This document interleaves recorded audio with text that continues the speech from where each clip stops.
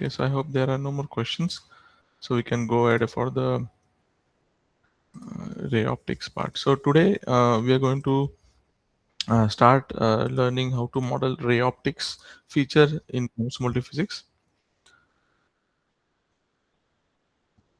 So as we have discussed earlier, ray optics is specifically for modeling a very large area. For example, you want to model lens, you want to model light source which are having propagating through a optical fiber, and that optical fiber is kind of very large, very long, in order of centimeters, meters. So it's not a problem. So if you want to model light pipes, how the light is being delivered within the light pipe, you want to do that analysis, you can do in comps multiphysics. You can want to model reflectors, you can do that in using the ray optics model. You want to model you want to do a lens design, so that also is possible using the ray optics feature. Anything to do with the interference without is what we can do. Yeah, Hello, I have a question, sir. yeah. So, is there any difference between RF model and wave optics? I mean, whatever can be done in wave optics, is the same thing can be done using RF, or is there any difference? Yeah, so there are minor difference with when you are doing with RF module. That's a EMW interface. When you're doing with wave optics, is the EWFD interface. Now, what is the difference is that with wave optics module, you get something known as beam envelope method. That is EWB interface. So for long optical dielectric structure, you can model using wave optics. That is uh, kind of addition that is provided with wave optics. With RF,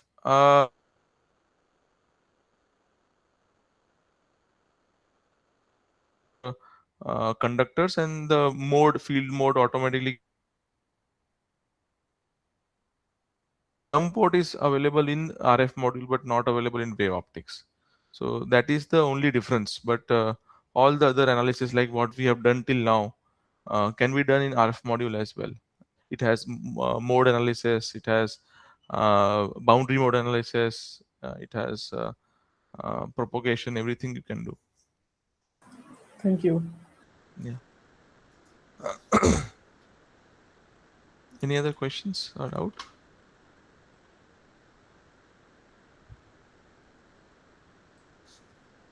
Okay, so let us go forward. I'm going to share my screen.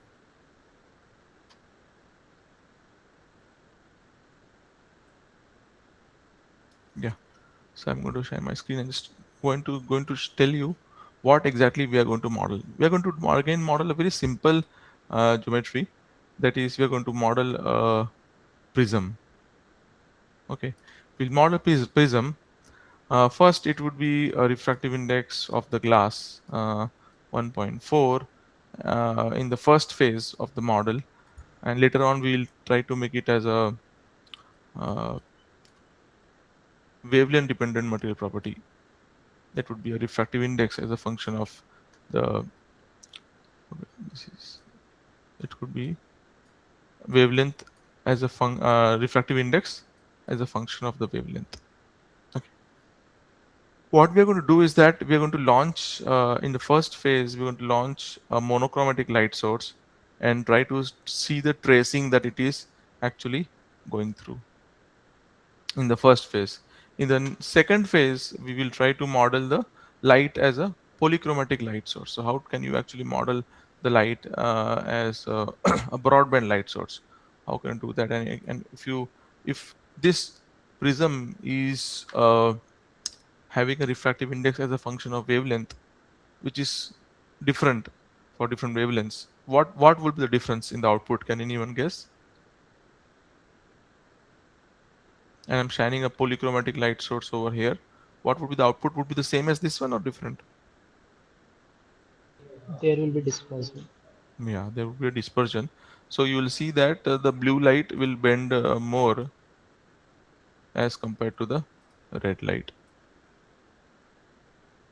Okay, so this dispersion you would be able to see. Okay, so that's what we are actually going to model. Okay, one by one we will develop the model and see how it. So a quick raise of hands of how many participants are going to do the hands-on with me. Oh, great. So I see a good number of participants to do the model with me. Okay, so let us go forward and let us create a new model wizard. Again, I'm going to do a 2D. Tomorrow we can see if we want to, or in the one session, we can actually talk about 3D, especially with the lens design, so that we can talk tomorrow as well. The approach again remains the same whether you model 2D or 3D, so it's not much going to be changed. So let us go and use 2D. In 2D, you can go to the optics, ray optics, geometric optics. Click on add. Okay, I'll wait for some time for you guys to add this geometric optics.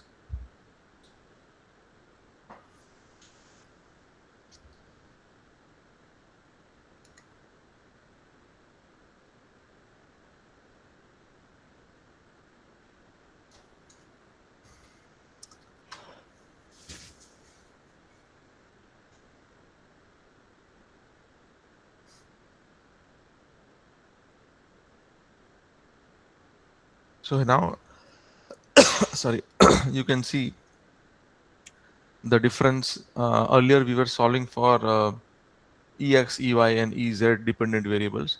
Now we are solving for its position qx, qy, qz, and the wave vector means the direction kx, ky, and kz. Okay, so now there are 6 degrees of freedom as compared to 3 degrees of freedom that we have used to work earlier. But we don't need that much of tight meshing that we used to require earlier. Okay, I hope you have now added 2D geometry, and then in the physics you can add ray optics, geometric optics. Click on add, so it should come over here. Then click on study, and right now you can go ahead and use the ray tracing feature.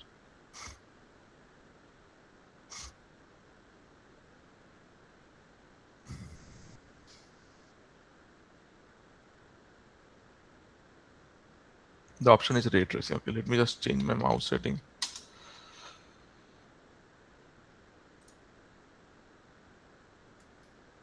Okay, can you see this one over here?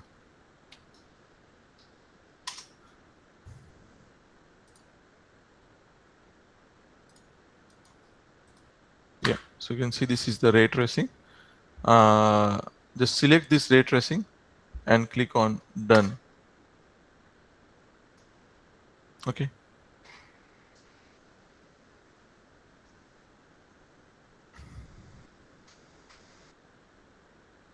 The next step is to go to the next step is to make this geometry now.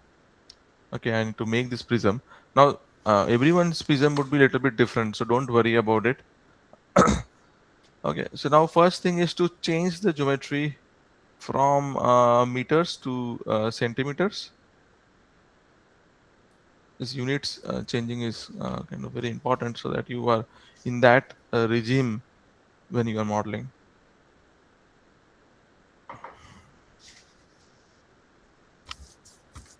Go to geometry, length unit as centimeter. Please change this into centimeter.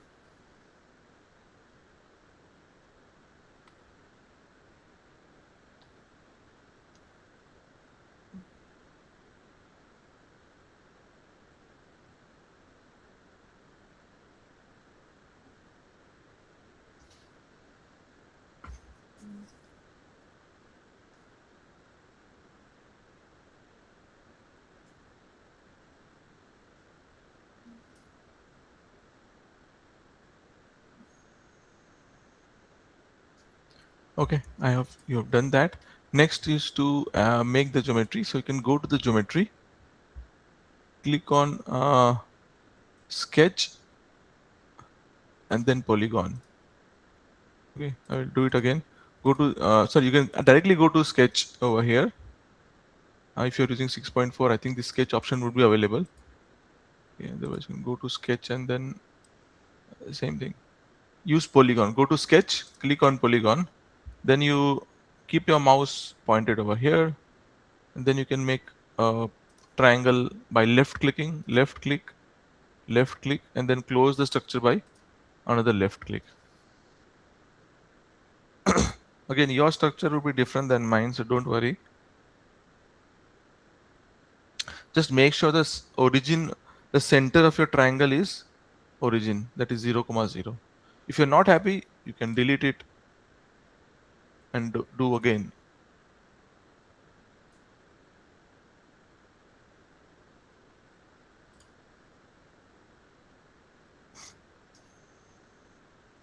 Okay, you can also move it later on once you create it, that point.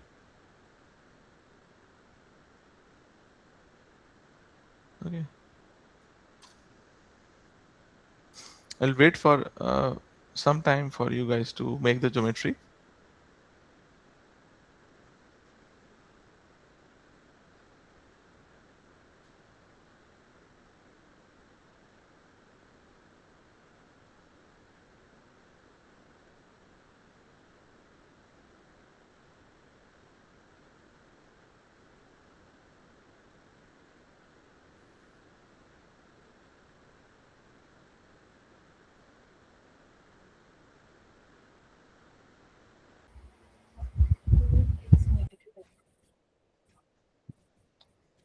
Yeah, any question, any doubt? No, actually, I'm not able to make it. Could you please? Sorry. How can I draw this triangle? Yeah, what you can do is that you can go to the sketch option. Do you have sketch option? Yes, I have. Yeah.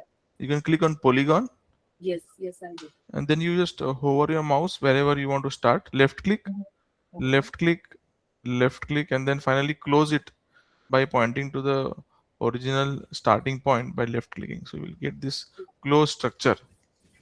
Okay. Okay. Are you able to get it now? Yeah, I'm making just to. Yeah. You can try it on your side. I will wait for some time for you guys to try this out.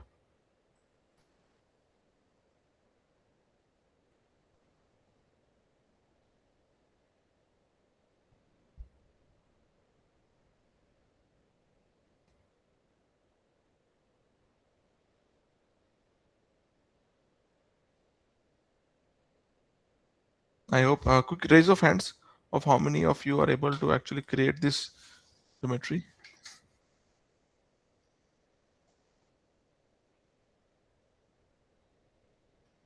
Okay, great. So around 10 people, oh, 15 people are able to do that around. That's great. Okay, so I hope now you have created this geometry. Okay. The next thing is to assign the material properties. Okay. So go to the materials. Right now I'm going to do a scalar material assignment. So I can just right click on the materials, blank material, and I give 1.4.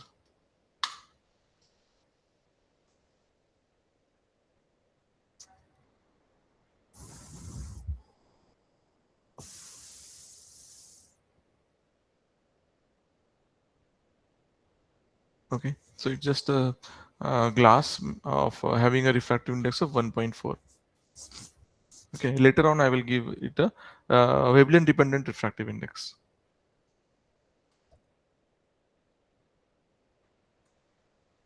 Okay, the material having a refractive index of 1.4. The next thing is to launch this rays. Well, there are different ways to launch the rays. One of it is by right clicking on the geometric optics and using this release from grid.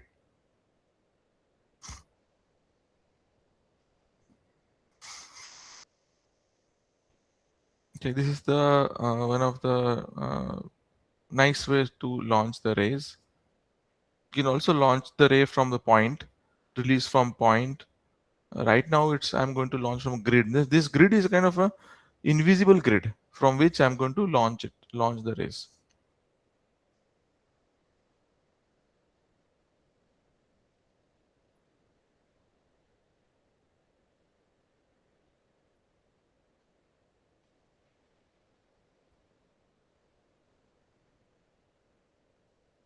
So can you repeat that material part once again?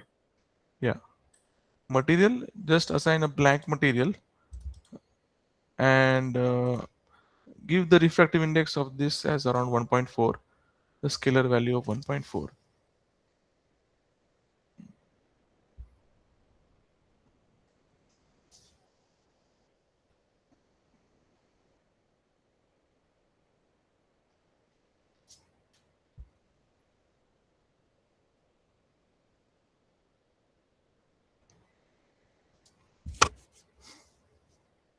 So in my case, there is only real part is showing. How to add that image? Yeah, don't worry, this is fine. You can give assign it as 1.4. Real part is showing, right, to you? Yeah. Yeah, that's fine. You can give 1.4. Which version of console are you using?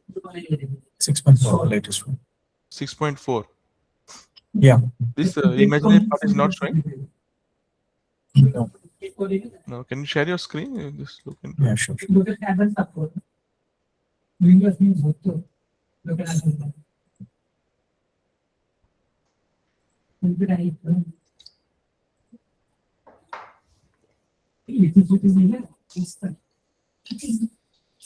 you see some? Yeah.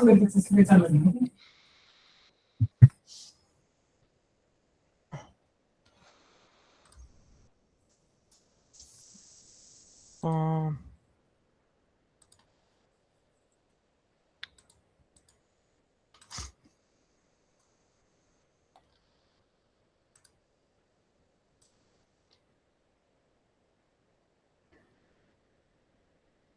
yeah. Yeah, don't worry. So this one, if you go to medium properties in under geometric optics, Okay. so here can you click from material to this one? Okay, this is same only. Okay, let me just check. Okay. Now it's Now it's showing. yeah. I don't know why. I think this is a bug kind of thing. Okay. Yeah, which I don't know Thanks. why it is like happening like this, but yeah. Thank you.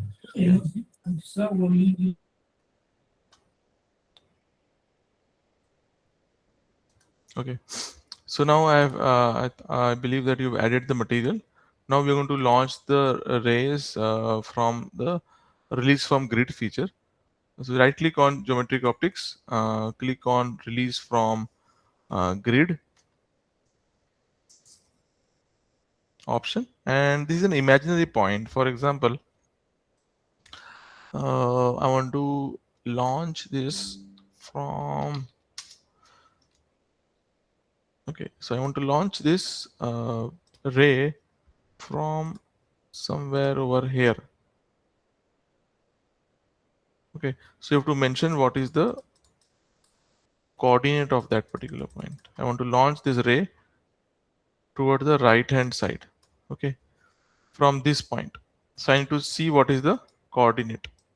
So what is the coordinate of this point? It's -1, 0. So you have to mention this coordinate in the release from grid point. Okay. Can you so just mention over here -1, 0 x, and this is y, and what is the direction is in x direction, because I want it to launch in the right side, so it is 1, 0.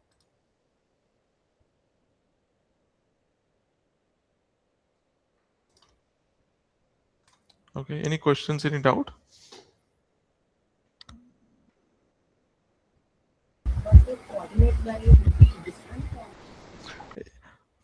Yeah, for everyone, you can see that this point, whatever the point is outside the prism. So any point outside the prism you can choose. So your geometry might be different than my geometry, but if it is little bit, if the origin is 0, 0, then this should be working most of the time. It may work. So the point has to be a little bit outside. Okay, so you can choose any other point as well. Just make sure that so it is going to hit it somewhere over here, right side. And what is the meaning of this L0? 10 means? Ray direction vector, this one 10. Yes, yes. Yeah, this means that it is having a direction toward the right hand side around the x-axis. If you write 1 comma 1, it would be 45 degree, launching the ray and 45 degree. If this is 0 1, means you're launching the ray along the y-axis. You can define it an angle as well, cos theta, sin theta, and based on that theta you can define what angle it is coming. And if you are ray direction vector, there are various options. Like it's spherical, heavy spherical. This one, In a ray direction vector, ray where direction. exactly talking about? I'm talking about just about ray direction vector. This one. So there are various options. Yes, yeah. So this is basically when you want to model an LED, then you can go ahead with conical. Okay, then you have a spherical light source, like a bulb. Then you can model it as a spherical light source, or a hemispherical if you are looking for with the reflector in the bottom. Okay, so right now I am going to show you the expression. After some time, I will show you with the conical as well. Okay. But conical is for basically LED, light emitting diodes. Like with a particular angle, light source will come with particular angle, directive light source. Okay. Yeah. Right now, just for learning, I'm using a very simple expression that it just move toward the right hand side. That's it. Yes.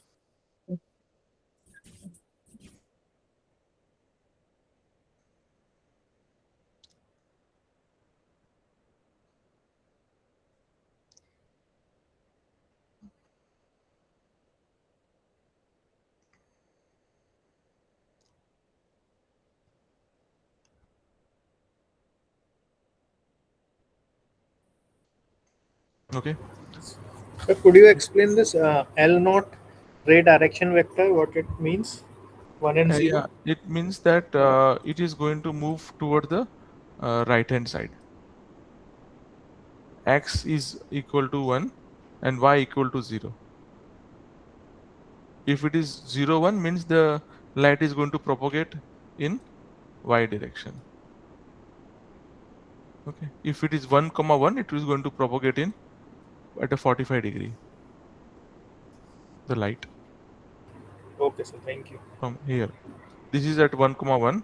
This is at 0 comma 1, and this is at 0, 1 comma 0. 1 comma 0. Okay, sir. Yeah.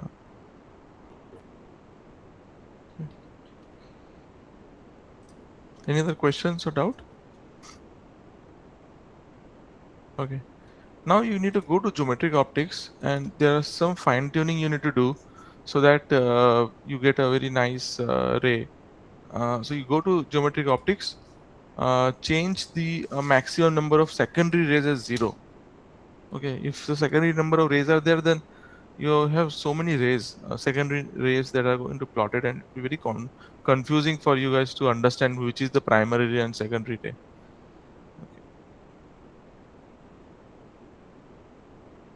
Okay. This secondary rays are nothing but the rays which are generated, which are having very low power. For example, the light which passes through a glass. Okay, now 96% of the power of the light actually transmits through the glass, but 4% gets reflected, right? So that light source which is getting reflected, that 4% power light, so that is the secondary ray. Okay, so any interaction that happens because of the Fresnel law, most of the energy means depends on the angle. Some part of energy get transmitted, other part reflected. The smaller part which is reflected is the secondary ray. Okay. In this case, I will make it as 0 because that is of not much interest to me.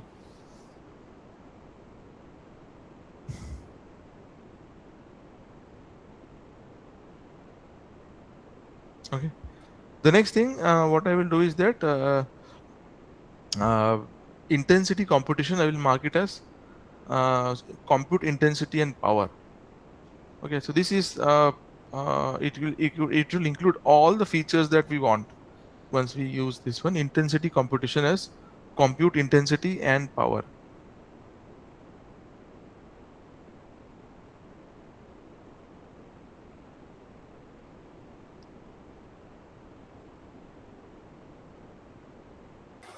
what is the meaning of this graded area? Graded media. Sorry, come again. Uh, I was saying, what is the meaning of this compute intensity and power in graded media? Yeah, so based on this, the features will be getting enabled. So if you choose only compute intensity, so there will have many features which will compute the fluence, the intensity profile of the rays. So all those would be getting enabled, that feature. Right now, none is there, means it is the very lowest settings that you will get, lowest features that you will get of geometric optics.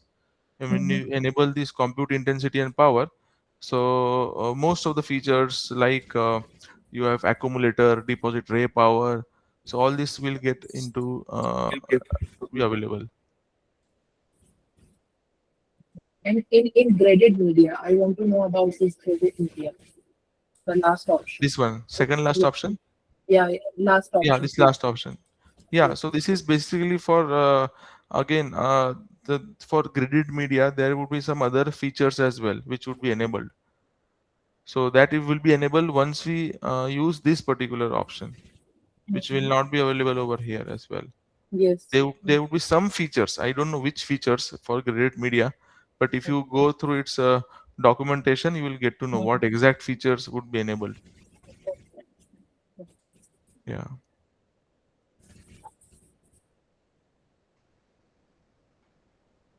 Okay. So I use again a monochromatic light source for my first model. Second model, I will go ahead and use polychromatic, but as of now, I will use monochromatic. Secondary number of rays to be 0. Refractive index of outer domain is 1, that is air, and intensity computation as compute intensity and power.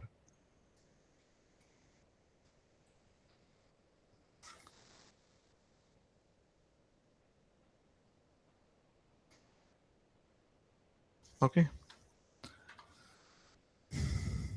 I hope you have done this setting. Once this is done, you just go to the mesh and you can see the mesh, how the mesh looks like.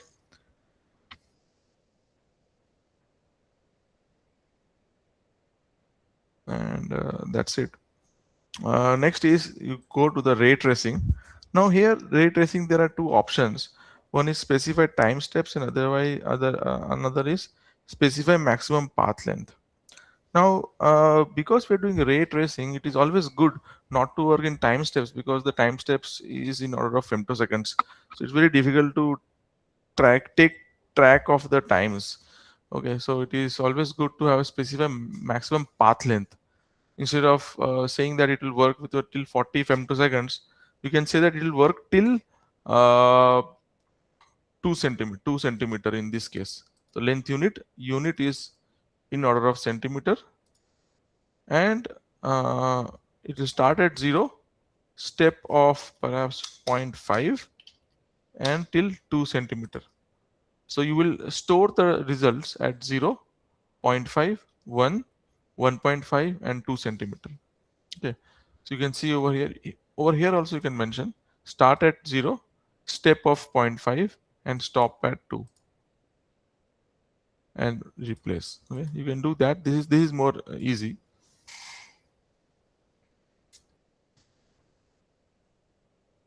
I'll wait for some time for you guys to set up this study setting.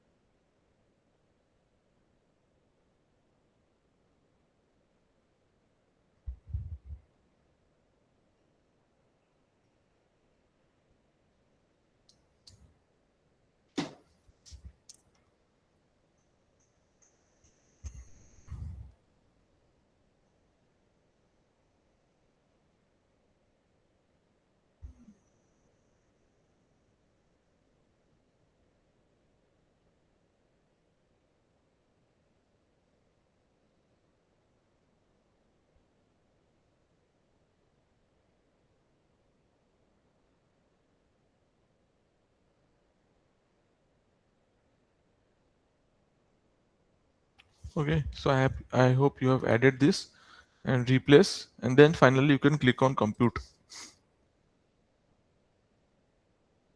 So it seems that the rays are not passing through it. So what I will do, I will just change my last time step from 2 to 3 centimeter and compute again. Okay, now it's coming out as well. Yeah. So you can play the animation, and now because you're doing time domain animation, time domain, you don't need to change it to dynamic data extension. You can actually you can see how the rays are passing through.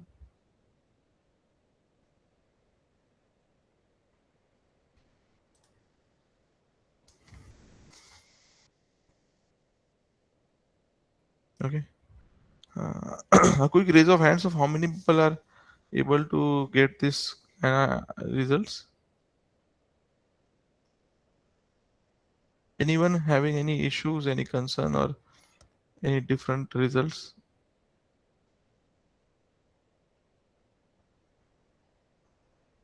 Excuse me. Yeah. Mine is undergoing TIR actually. Yeah. So that depends upon what angle you're launching it. So if it's more than the Brewster angle, perhaps then it will go into TIR. Yeah. So yeah, you can just change the angle a little bit, Okay. move it and up and down a little bit so that it actually goes inside, because we are going to see the dispersion. Okay. Okay. Yeah, you can share your screen. I can help you with that. Sorry, I'm using a different. Oh, different one. Okay, okay, yeah. But yeah, you can just shift the y-axis a little bit up and down Okay. so that it actually can. Anyone else having any Sir, different can results? you see my screen for 1 minute? I wanted to. I am not getting animation. Can you? Sorry, can you come again? I am not getting animation. Like my result is a bit different. Can you see? Check it. Yeah, yeah, you can share your screen. Yeah, 1 minute.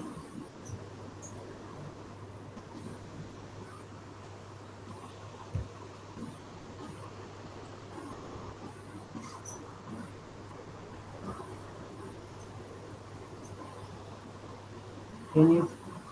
Yeah, I am getting this result. Oh wow.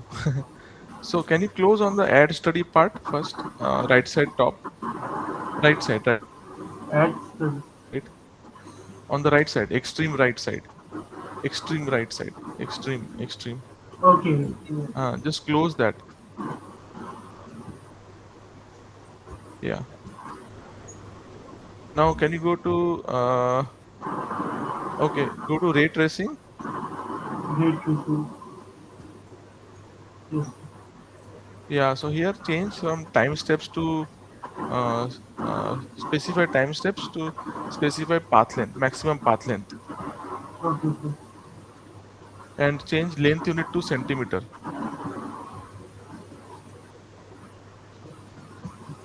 Okay. Yeah, and then once you go to the release from grid, yeah, change it to 3 centimeter, not 2 centimeter, 3 centimeter. This will be sufficient. Go to release from grid. Great. Yeah, release from grid. That is below ray properties. That is inside geometric optics, not here. On in the model builder. Release from Okay. grid. Yes.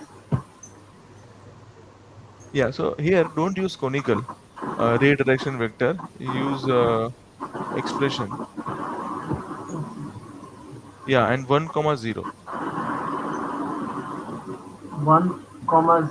No, ray direction vector. 1 and 0. Yeah. Can you zoom in a little bit to your prism? Okay, yeah.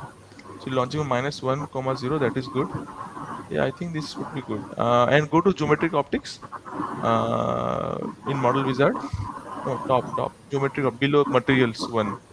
Material one, the geometric Yes. optics. Yes. Yeah, this is good. So now compute again Okay. and see what it is coming.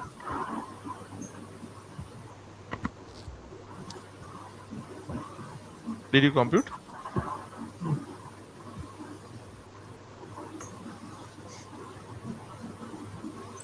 Yeah, so Okay. you're getting distracted. So can you tell me about animation? How I have to do it? Yeah, go to animation now. Right side top, player. Yeah, and then play. Yeah, so you're getting it right. Don't need to change anything. Just play. Yeah. The show frame. No, no, right side. Below the graphics pane is the play Okay. button. No? Ah, yeah. Okay. Okay. Okay, sir. Anyone else facing any challenge? Yes, sir. I have a different one. You can Yeah, show. yeah, you can show me.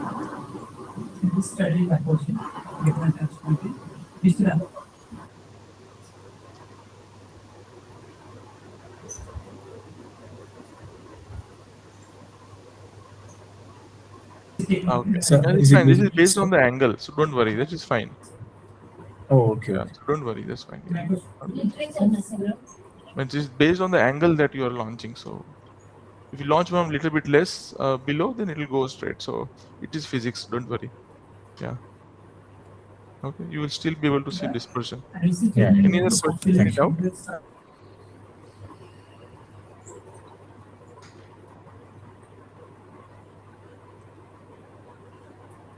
Okay. So let me just share my screen. Okay. So now I hope you are able to get this result. That is, the ray is being launched and there is a particular angle to it. Okay. Now, the next thing is to model the dispersion and to use polychromatic light source. So the first thing would be to change the material from a scalar property to a uh, wavelength dependent refractive index. So what you do is that right click on the materials, add material from library. I'm getting a lot of noise from someone.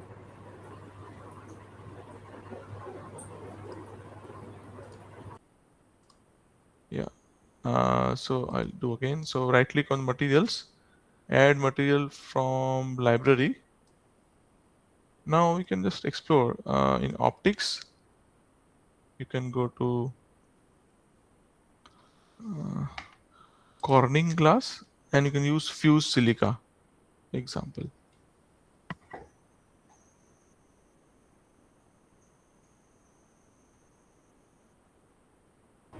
So can you repeat? Yeah, just right click on the materials, add material from library. Then you would be getting into this branch. In this, you need to go to optical, Corning glass, and choose the fused silica. Corning HPFS 7980 fusion fused silica.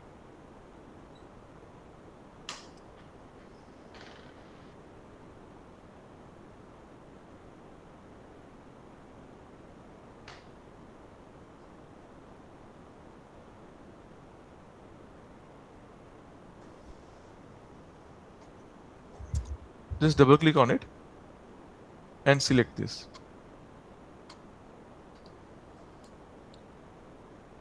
Okay.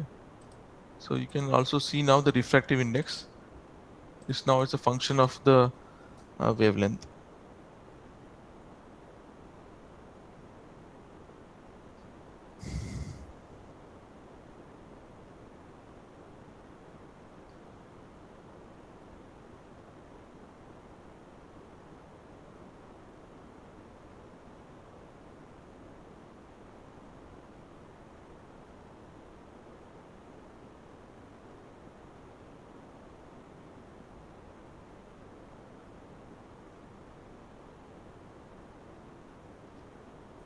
Okay. I hope you are able to add this material. Adding this material is very crucial for dispersion because unless until we have a material which is having a refractive index as a function of wavelength, you will not see the dispersion. Okay. If you see the earlier part, material one, now that is being overridden.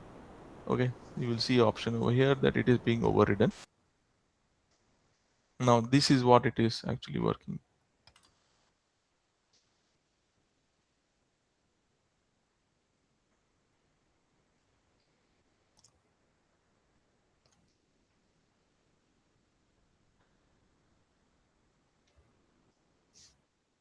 Sir, can you repeat that again? That material selection? Yeah, just right click on the materials, add material from library. Yes. Then you need to go to optical, Corning glass, and Corning HPFS 7980 fused silica you can use. Okay. That one, from that, next step, sir? Just double click on this one and then select the material. So if you Oh, go over here, this domain should actually come over here. yes, yes. Okay. Now it's And working. material one is overridden. So if you want, you can also delete the material one, doesn't matter. Now it's working, sir. Thank you. Okay. The next is now I want to launch a polychromatic light source.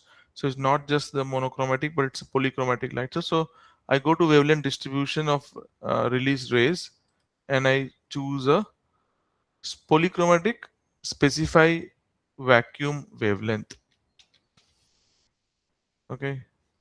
I want a broadband light source now.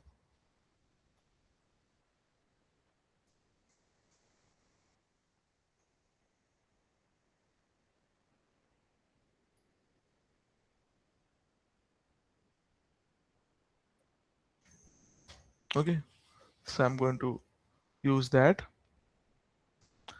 And there are different ways of having the wavelength dependent refractive index. For example, if this is the refractive, so not wavelength dependent, this is the spectra, the light source, spectra of the light source.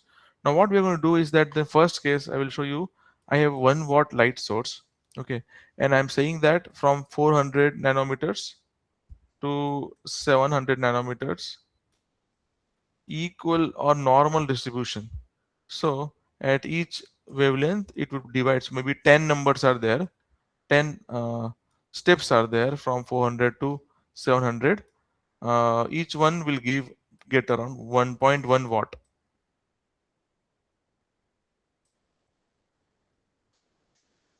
Are you able to understand? There are a total 10 number of rays that I'm going to launch. Okay, and total power is 1 watt. So each ray will tie up with around 0.1 watt of power.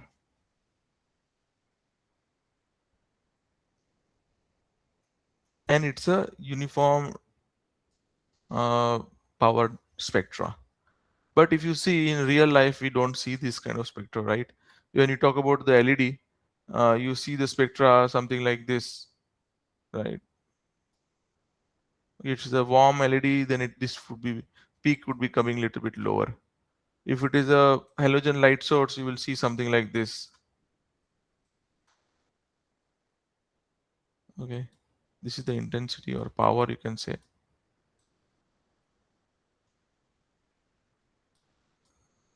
Power as a function of wavelength. Okay, so right now I'm going to show you how to do this one, and then I will show you how you can actually have a you can give it as an input as well. So you spectras are available as a function of the text file, and that also you can put it as an input, and that particular light source becomes that particular spectra. Are you guys able to understand what I'm saying? This one. Okay. So this spectra that I'm trying to input, because now it's a polychromatic light source. How to do that? Go again to release from grid. Change the uh, in the vacuum wavelength. Change the distribution function from none to list of values.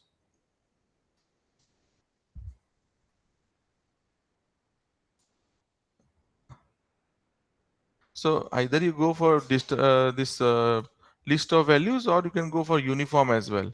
In uniform, you start from 400, end at 700, and number of values as 10. This is also you can do. This is more simple.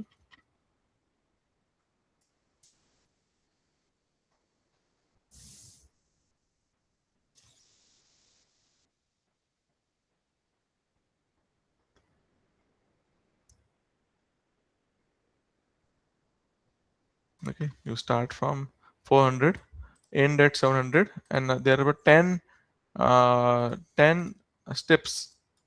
Okay, before ending at 700. Okay, I'll wait for some time for you guys to change this parameter. Now it is a polychromatic light source.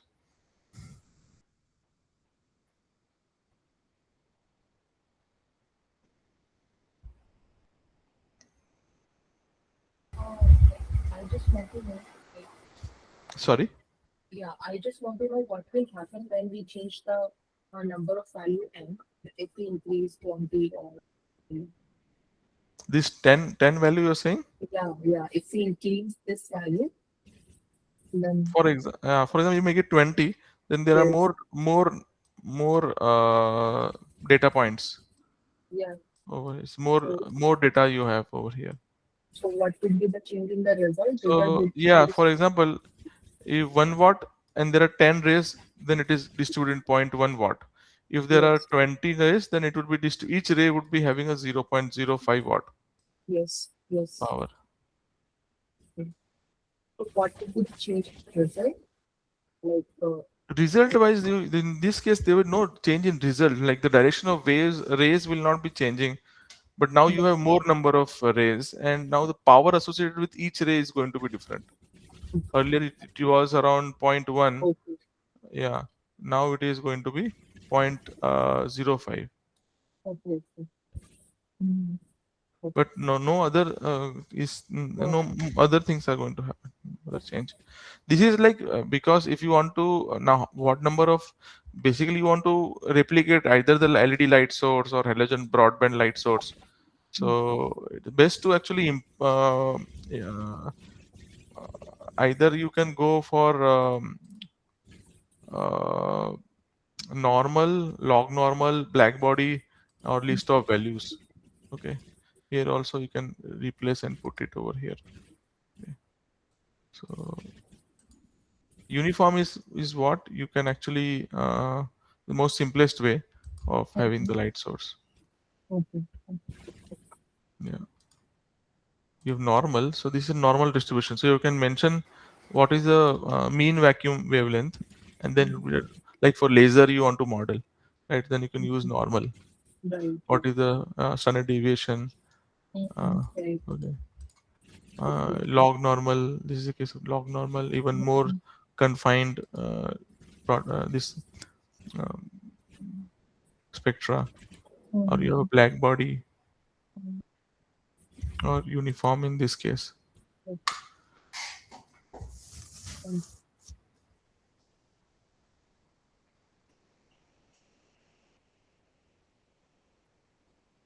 Okay. So I hope this is a change that you have done. Then you can go to study one and compute again. Okay. Now I'm not getting any change. Let me check. What do I have done?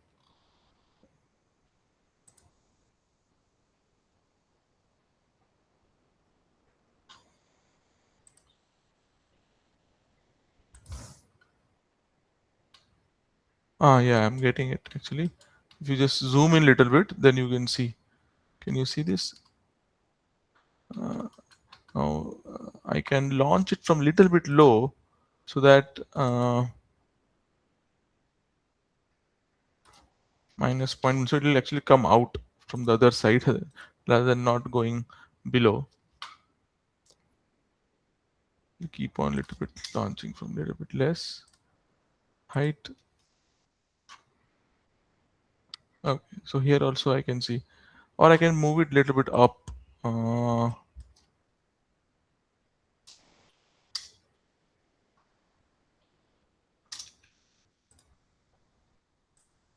So you can play around with where you want to launch the ray.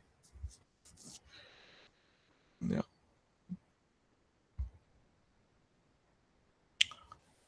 So here it is actually going and doing a TIR. So it doesn't matter. That's fine. So don't worry. So in any of the case, you will see this dispersion being happening. Okay, this is the dispersion that I was talking about. But how do you know that this is actually the dispersion? Anyone getting these results? This dispersion media? Because if you see the input Hello. single, yeah, Uh, Sir, in my results, the ray is not coming out from the prism. What should I do? yeah, it's staying inside the prism only. Yes, yes. You can try to change the source location. Okay, you can change this grid point now where you are launching the ray. You can pull it down or up little bit and see if you are able to uh, see the dispersion. Even though if it is inside, you can see the dispersion. Doesn't matter. Okay, okay, fine. Okay. Main thing is to so that you see the dispersion. Means that bending of ray is happening. Means earlier it is only a single line if you see. Okay, but after some time, the rays of different wavelengths are bending. Here also you can see, right? So are we expecting to see different colors? Yeah. So I'm coming to that. So right now, what I want to first know how many of you are getting these results. You can quick raise of hands so that I understand. Nice. So a lot of people are getting the response, these results. So now if you see, go to the ray trajectories, what are you plotting? You're plotting the intensity. Okay. For example, want to see the spectrum now. Okay. So how do I see the spectrum? You go to color expression, search for wavelength. Okay. You just start writing wavelength and you will see this variable GOP dot lambda naught.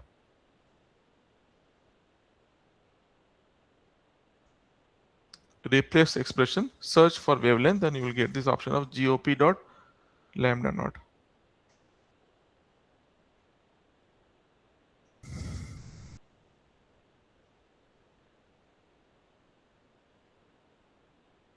Sir, can you please repeat this process because I'm not able to find the color expression?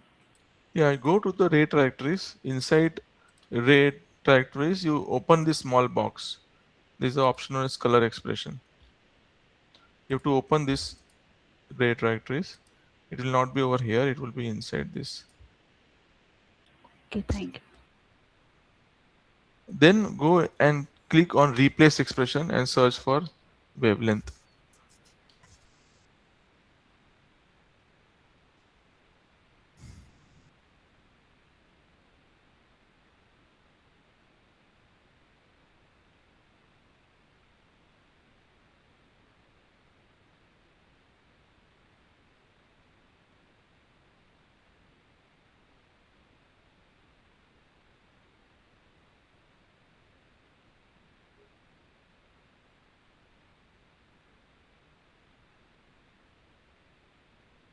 Okay, just double click on it and change the unit to nanometers. Okay, and click on plot. Okay, still it is I'm not sure if it's correct or not. You can change the color table to spectrum. Okay, this is the correct color table. Okay, use the spectrum color table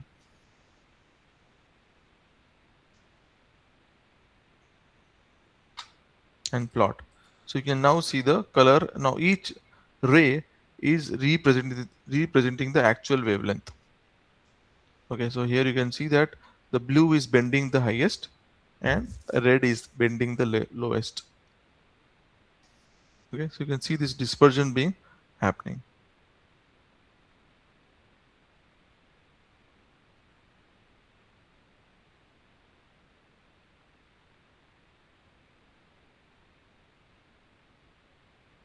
Are you able to see this spectrum?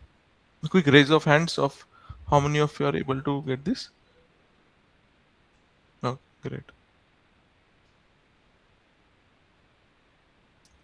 Nice. Okay. So this is how you can model the broadband light source within this structure. Okay. The next question comes to our mind is that now we have modeled the dispersion as well. What if we want to couple this? For example, this is some light source is having a losses within the media. Okay, I want to couple this with the heat transfer, and I want to see the multiphysics part as well, because COMSOL is a multiphysics tool. So can I couple it to heat transfer interface and see how much is being this prism is getting heated up? Okay, so how to do that?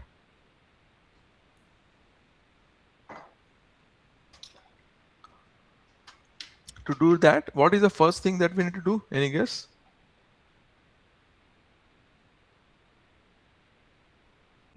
Increase the power. Yeah, power increase, and what else?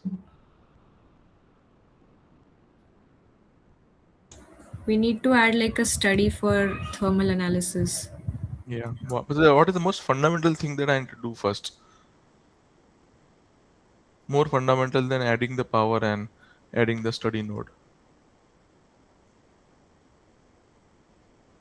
The wavelength, changing the wavelength of the. The wavelength, we still have the same wavelength from 400 to 700, uniform spectral density.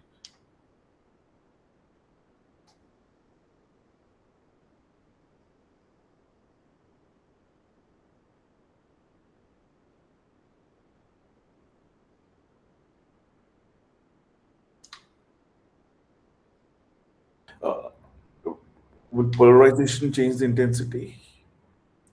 Sorry, Polarization, the heating effect, thermal effect. polarization you're saying? Yes. Polarization, I'm not sure about that part. Polarization you can actually have over here. Right now it's unpolarized that we are giving. But yeah, I don't know how will that affect the light source, even the heating as well. Sorry. We need to like include the key values of the index. So Yeah, that will correct. make Yeah, correct. So you go to the material and see what is the imaginary part of the refractive index. That is one of the most important thing. Okay, because if this is 0, you add thermal analysis, you increase the power, you will not see any rise in temperature. Okay, so first you need to add a imaginary, finite imaginary part of the refractive index. For example, I add 1e minus 2. Okay, is 10 power minus 2, 0.01 amount of imaginary part of the refractive index. Again, it's a constant. I have not changed it as a function of wavelength. If you have that function, you can also import it over here.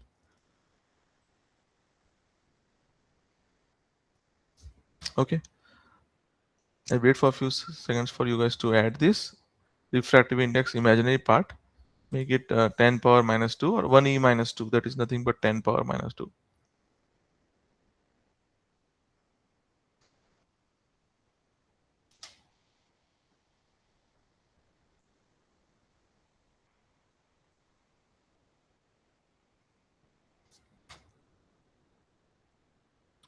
Okay. Next, release from grid. Change the power from 1 watt to 2 power. 2 watt.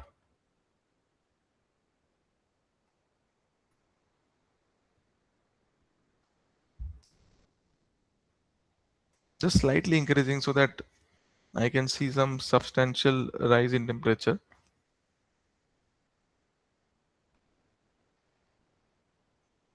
Okay. The next thing is to add the heat transfer physics. So how do I add that? Go to the physics node in the top, add physics, go to heat transfer and add heat transfer in solid. There is no fluid, so you don't need to add other options.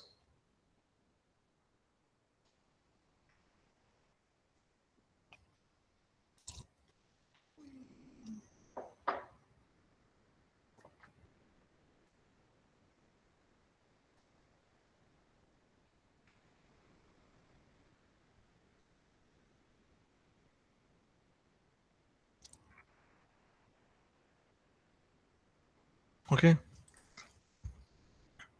Double click on heat transfer in solids and then you can see this heat transfer in solids coming into the model builder.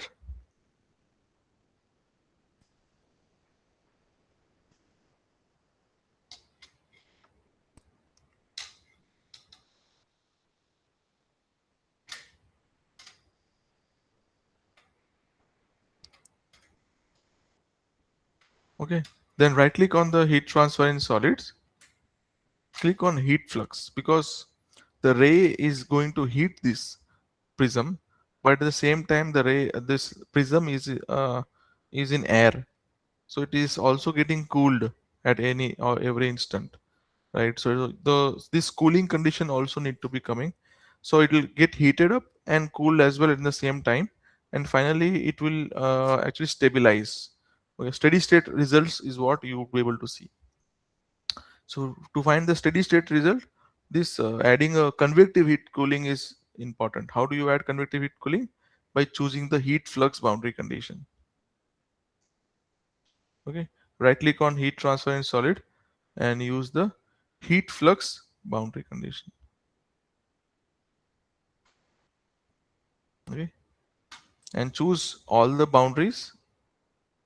You can do a control A to choose, or manually you can also choose. Use change from general inward heat flux to convective heat flux. This is outward heat flux. The domain will cool from this boundary with a heat transfer coefficient of 5.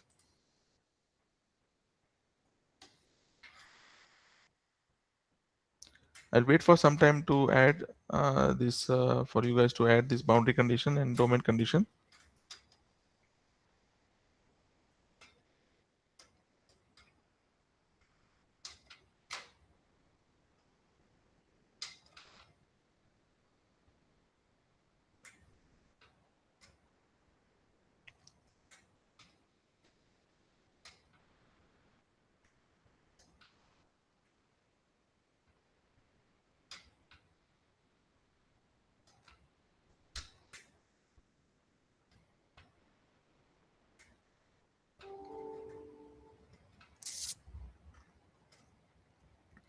I hope you are able to add this. Any questions, any doubt?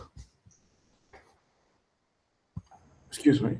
We're using a solid material. So over here, the material type has been selected as non-solid. We have to change that. No, that's fine. So this is something else actually. Don't need to change over here. That is fine. It's something related to the heat transfer. Don't worry about this. Yeah. So actually, we are going to give only to the boundary. That's why maybe it is by default it is coming as non-solid. But heat transfer interface comes only at the boundary. So it's a boundary interfacing condition. Okay. So maybe that, I don't know, but keep it like this only. Don't need to worry about. Okay.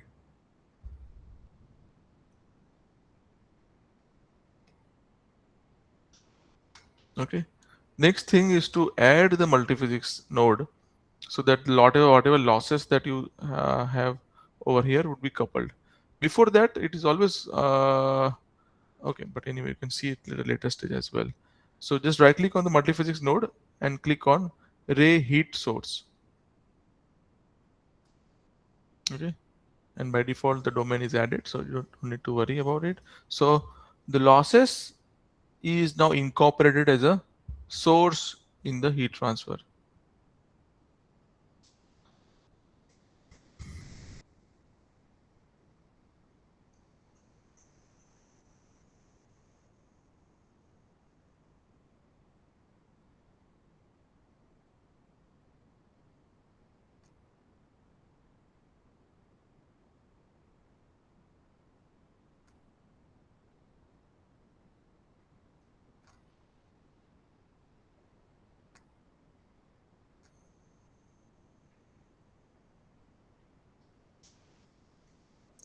Okay, I hope you added this ray heat source. Now you need to add a different study. So you go in the top study, add study, and you go to geometric optics, and there's an option known as bidirectionally coupled ray tracing. Okay, you need to use this one. Just double click on this and you will see that option coming in the model builder as study 2.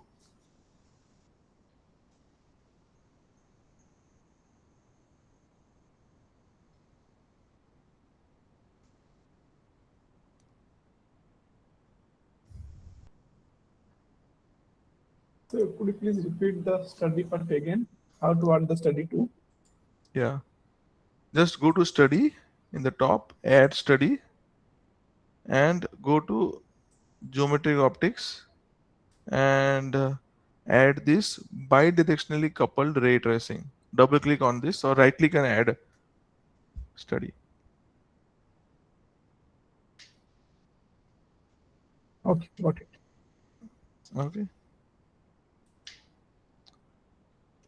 Once you add this, you again need to do the same thing. Specify time step as maximum path length. Change length unit to centimeter, and maximum is 3 and 0.5. Okay.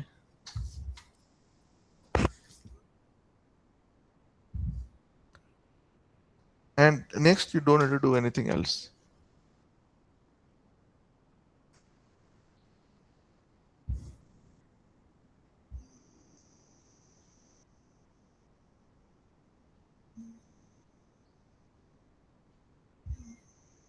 So what is the study 2 is actually doing? Could you please explain? Study 2 is analysis which couples the losses in the geometric optics because of the lossy domain as a heat source to the heat transfer. And then you can actually visualize the rise in temperature within the prism because of the light source. Sir, I have a question. Yeah. Suppose I design a perfect observer, maybe in the infrared light. Mhm. So perfect means it will observe all the radiation that is falling on it, like almost 100% light. Okay. So ideally, it should hit the surface that is getting that absorbs the light. Can you come again? Means what Okay. it should happen? Suppose I have a structure Mhm. which is designed in a way so that it will absorb maximum amount of light. For example, it will absorb 100% light in the IR wavelength.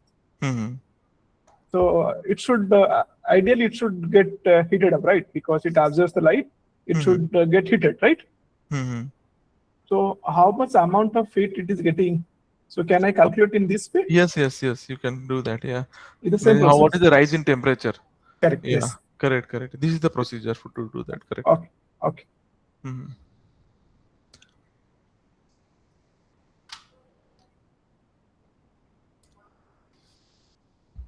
Yeah. So I hope you have added this bidirectionally coupled ray tracing.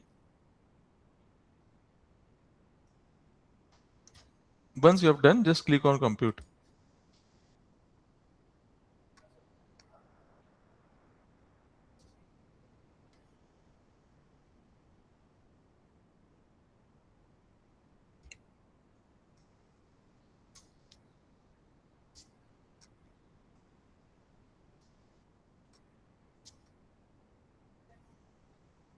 Okay.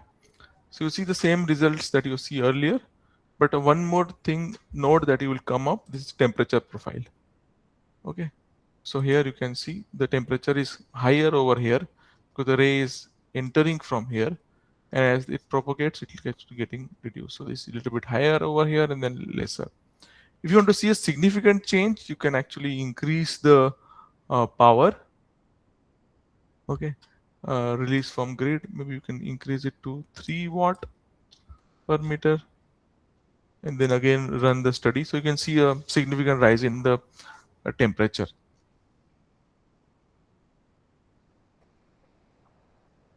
How many of you are getting this temperature plot? Okay, you're getting right. Yes. So could you please repeat that power? Yeah. So you go to the release from grid and change the power from 1 watt or 2 watt to 3 watts per meter. 3 watt.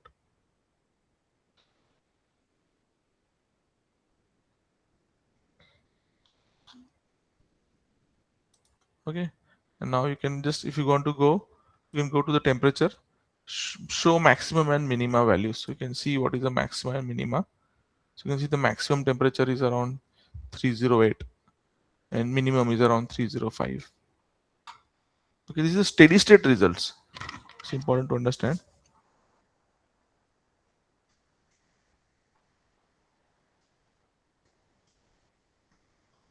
Excuse me, sir. Yeah. So in my simulation, the maximum and the minimum is not showing. Like this 308 and 305 is not showing. So you can go to the temperature and in the color legend show maxima minima. Okay, okay. Okay.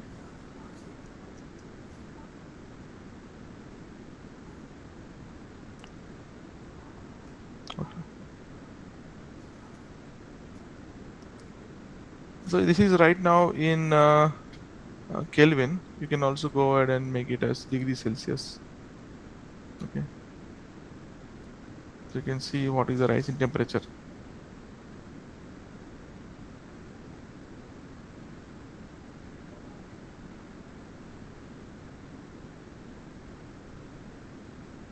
You can also put a line cut. For example, this is an option, line cut, and you can choose which line you want to create this. So this is my first point, second point somewhere over here. Okay, and then I evaluate. You can see this temperature profile in line graph.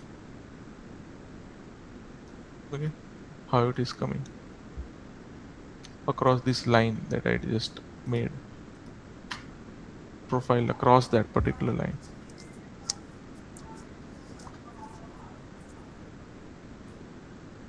So what does it do is that it creates a cut line 2D1. So this is that cut line 2D1 across that particular line that I just made some time back. It is a temperature profile along that cut line.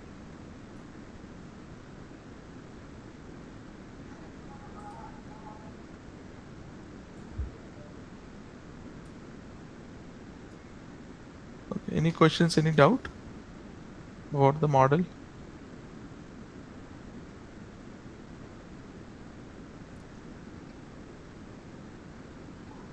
One more thing that you can do, that I was talking about the spectra, you can also re-verify that really that spectra is something like this itself or not.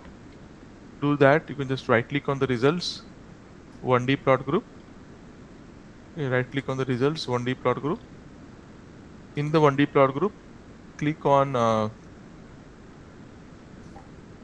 I think it would be ray or global. I think it is going to be ray plot, or no,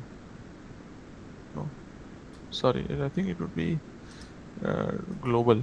Yeah, 1D plot group, global, and over here you need to use for the ray data set.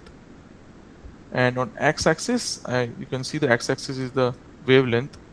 So I can mention it as expression as GOP dot lambda naught. That is my x-axis in order of nanometers. Same as this guy over here. And y-axis as the power. Okay, so like GOP dot Q. Okay, and I can plot it perhaps, or no. Undefined variable last.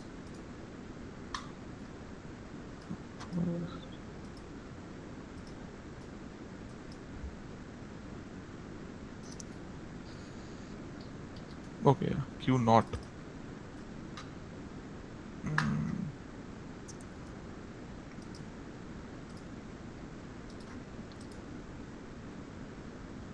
Yeah, I think I have to go with the ray plot rod. I think a ray plot would be required. Let me just check again. This would be GOP dot lambda not nanometer GOP dot Q.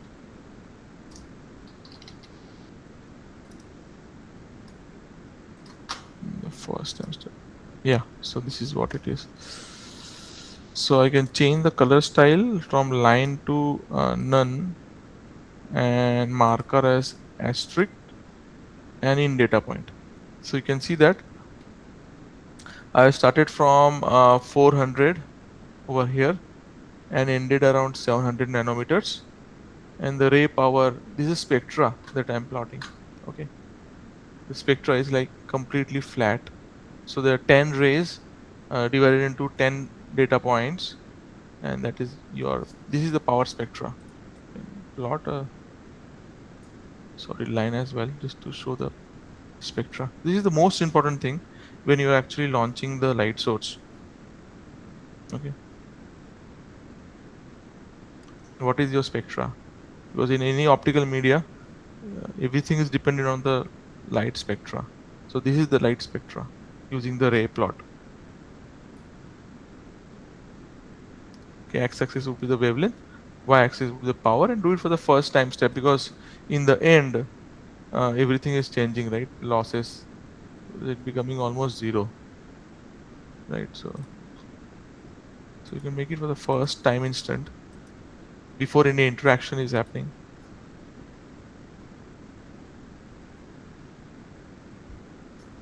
Okay, so that's it what I wanted to cover in this session. If you have any questions or doubt with the ray optics, please let me know. So what if our source is a pulse laser?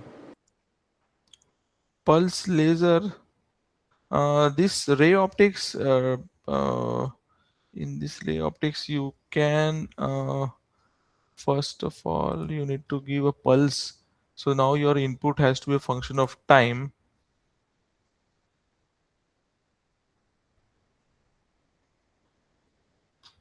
So this power you can make it as a function of time. Okay, maybe some function you can add over here as a function of time, and that function you can add over here as a piecewise function. And what would be the on time of that pulse? Okay, so that you can try. Okay, thank you. Yeah.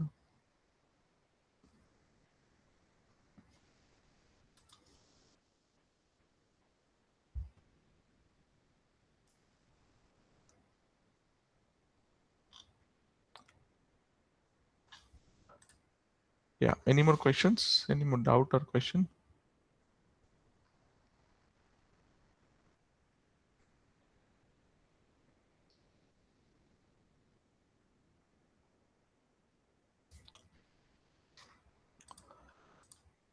Like explain again how we are integrating the heat transfer module to this geometrical optics module. How do I couple Yes, sir. wave Heat. optics with uh, I think there are a few example when I was there in COMSOL. Uh, there was one example which coupled the antenna they're trying to model with this wave optics or RF module, and then the pattern they are trying to plot it using these ray optics. I don't know if right now.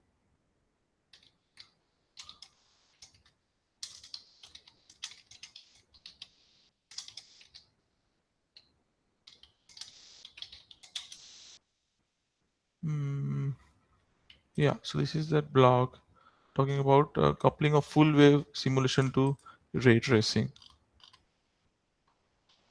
Okay, so this part over here, the antenna is modeled using the full wave Maxwell equation they are trying to solve, and then the far away communication or the far So we're not able to see your. I think it's not able to see. hanged. Okay, I will share again. Wait.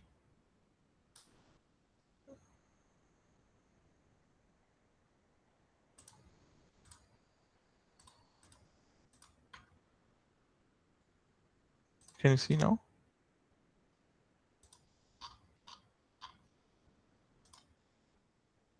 Can you see now? How is it? No, maybe is there any problem with my connection or what? I'm not able to see. Okay. How about others? Are you able to see? Yes. Okay. Yes, sir, it is visible. Yeah. No, I will share this one in the chat box. You can just go through this as well. Okay. The question. Yeah. Okay. So this one is the one how we couple the wave optics with the ray optics. Okay. So you can go through this blog and see how you're able to understand. So here the far field is done using the ray optics, and the near field is done by the wave optics. Okay. Here the far field also has been done by using the far field calculation approach by the wave optics and RF modules. So is there any example how to couple RF with heat the module? I mean, Yeah, there are many examples to couple. So RF and heat. Yeah. Please give one module.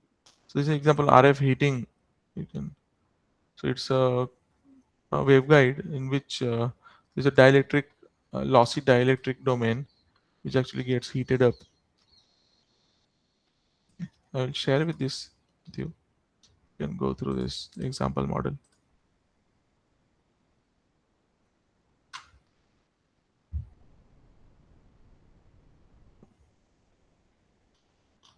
There are other examples as well, which example of a microwave oven.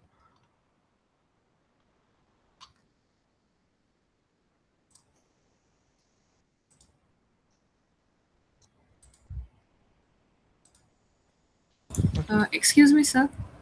Yeah. So tomorrow there was supposed to be like an exam or a test since it's the last day. So when exactly will that be conducted? Yeah, it's a self-assessment test, just for you to understand. It would be conducted tomorrow. Once the session is completed, at the end we'll conduct the test. But it's a self-assessment. It's not like you need to know all the answers. It's just for you to understand. So there's no particular time in between I have to give the test, right? Means it would be the end once we complete this around. We can say at around 4 o'clock.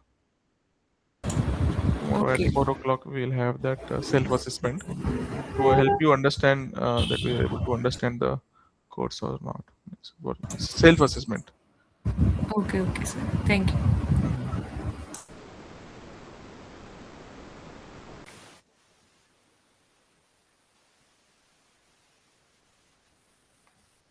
Okay, any other questions or any doubt?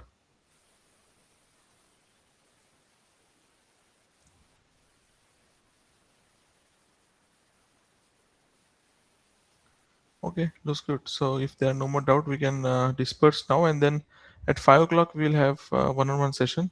So if you have any questions, yeah, you're audible, but very low voice. But yeah, Hello, sir. So your I voice is very wanted low to, actually.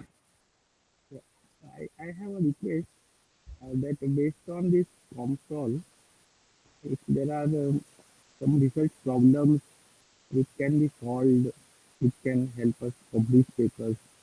So if there are any such recent research problems in the area of electromagnetic rays to materials, so if you can share tomorrow some such research topics, uh, possibly your research area also, some 10 minutes or so. Okay, I'm not able to understand fully the question. So I'm part of it. I understand that you want to cover tomorrow 10 minutes on some Research research problems. areas where people can publish using Yes, console, like that yes, you're saying? yes, sir. So, Okay. yes. Okay.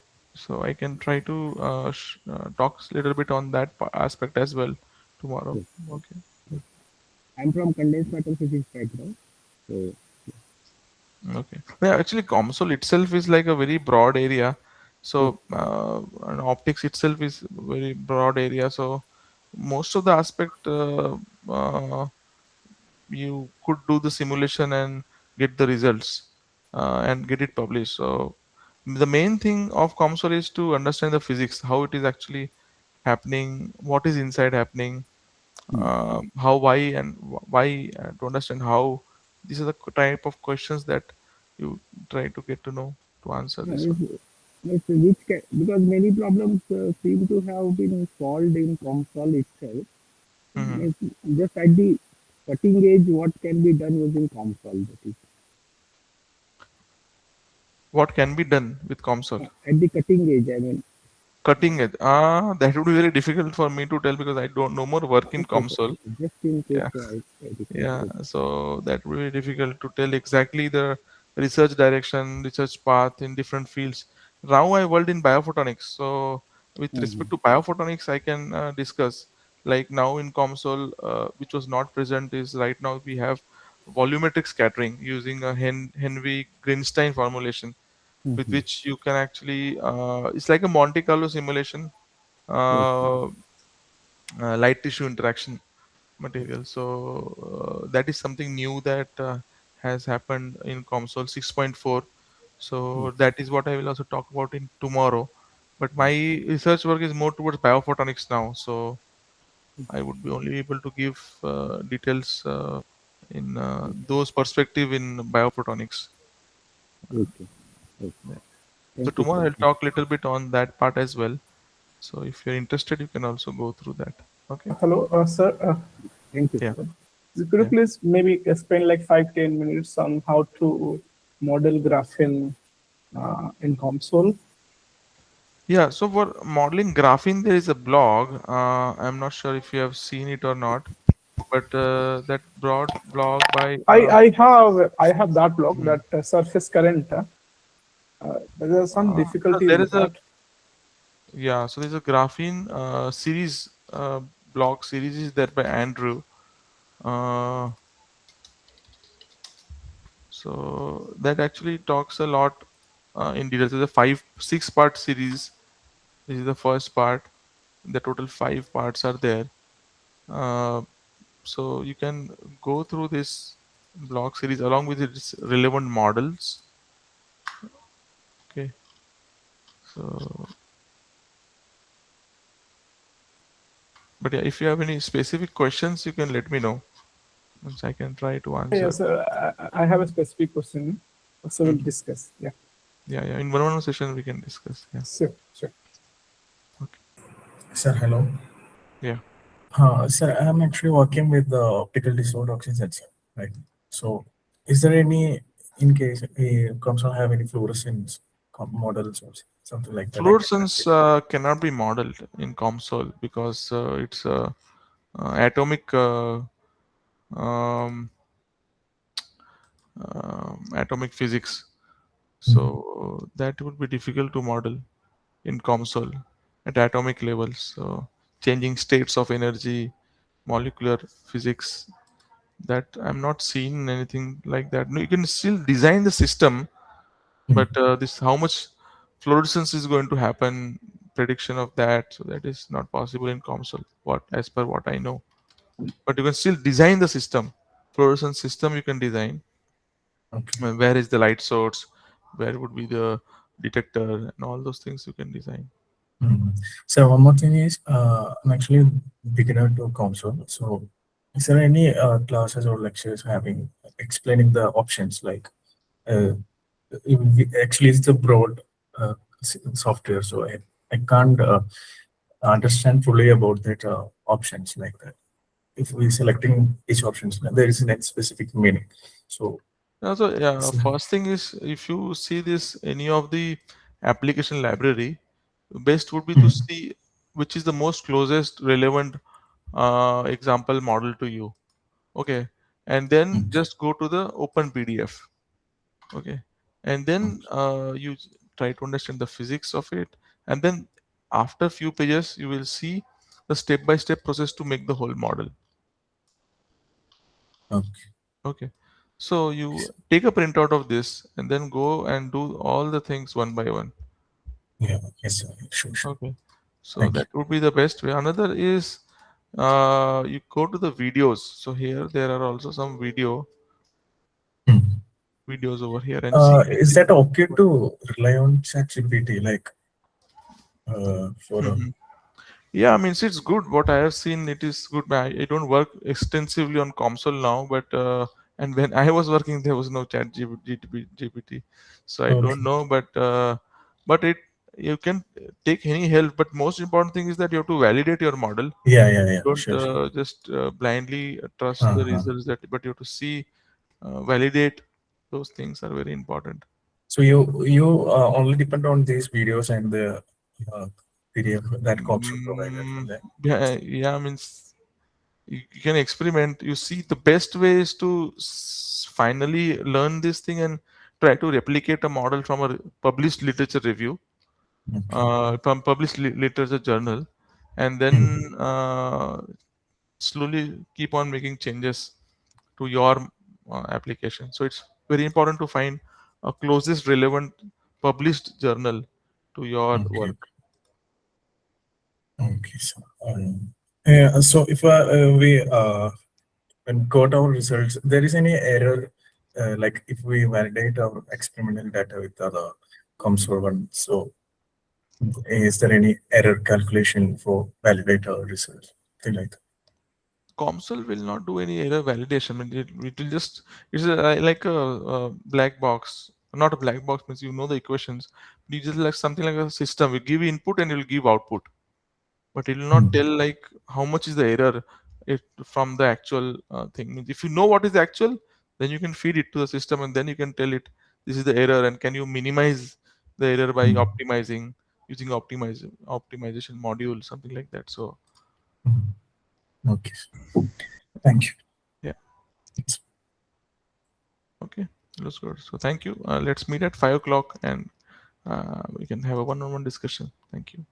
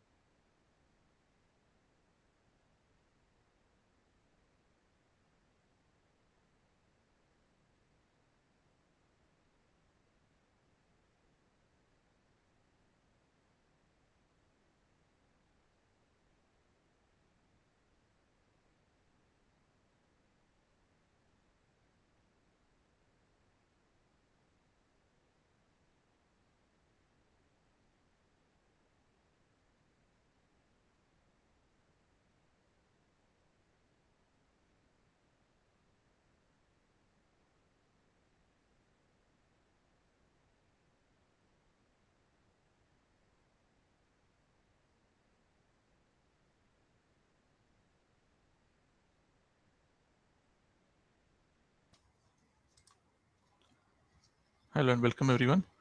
Let me know if you have any questions.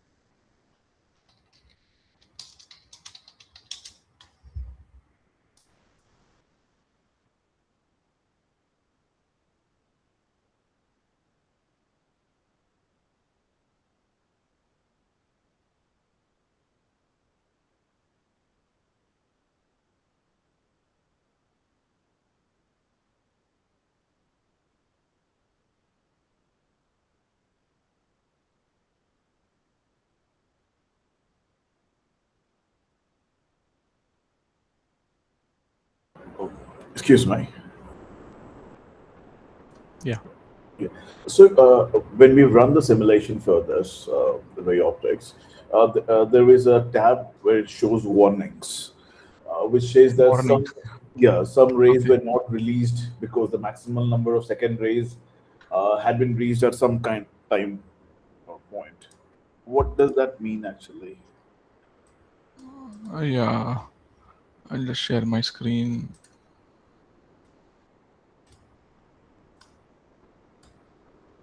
Yeah, this warning you're talking about, right?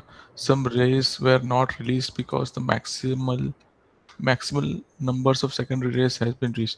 So here actually we have made this secondary number of rays to be 0. Yeah, so that's what he is just trying to say uh, in different language, but that is fine. Okay. Yeah, it's not a concern or a problem. The most important thing is that we see this number of rays are actually 10 that we have launched, and that is present. So this is the kind of validation that you can do to see the things are correct or not. For example, one more validation would be to see that what is the refractive index of this material. You have mentioned that it is actually this much, but how much it is in uh, so you can also check that as well, material properties as well. So like that you can keep on revalidating it. uh, so this is the refractive index, I think NXX, something like that used to be the, so you can also enable the equation view and see what is the actual variable name of the refractive index.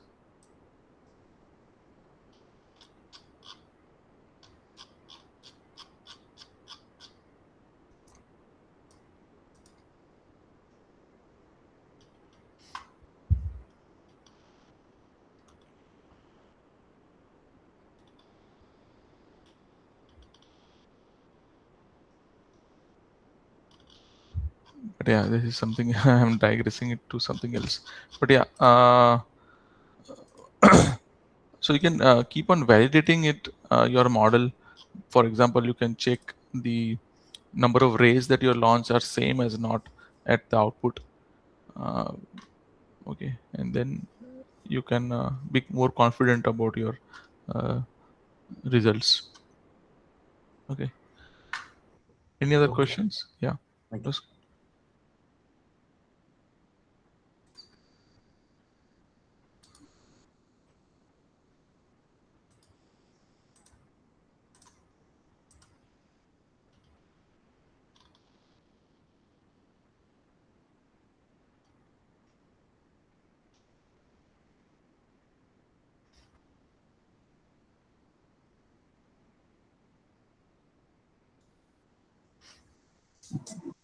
Hello, good evening, sir.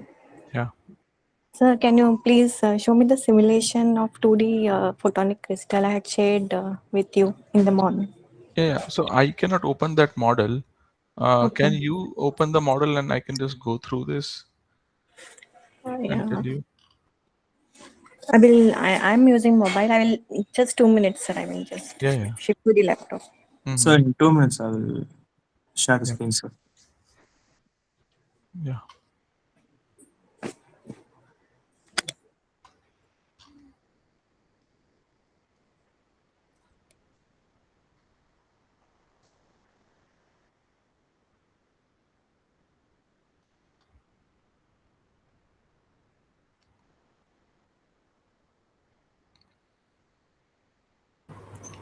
Sir, I have a question that if that triangle is made up from some material, like 1.4 is the refractive index, and if I want some slab in between that, and that should be equal to the material like water or some media.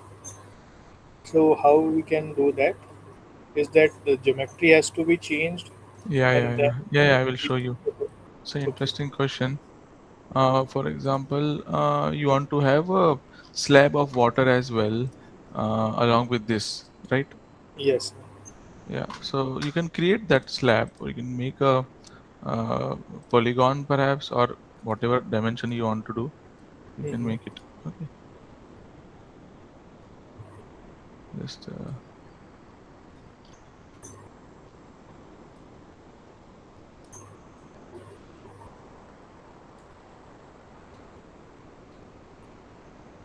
yeah. And then you want to make it water. Then you just right click on material, Okay. add material from library, and you Mm-hmm. can choose the water. Okay. Okay, so here what it says, does it has water refractive index? No, it doesn't have the refractive index of water. Then you Mm-hmm. can go ahead and search in the internet what is the Mm-hmm. water refractive index. Okay, 1.33 it is showing. Okay. So you can put it as 1.33. Okay, and now it is actually working as water. Okay, Okay. so now you can so the most important thing is the material properties. Okay, Mm-hmm. so now you can see that the light is going to pass through first through the glass and then through the water. Okay, that's how it is. So there's not much change in the refractive index between this and this. Mm-hmm. Yeah. Otherwise, the It, angle of yeah, this also will incident and change. reflection will be Yeah. changed. For example, this is 1.4 and this is 1.3 now. So you can check now as well. It's Mm-hmm. almost very much normal. So that also it could be different. This K value is required. Oh, because it is doing. I don't want to do the heating part, just the ray tracing part.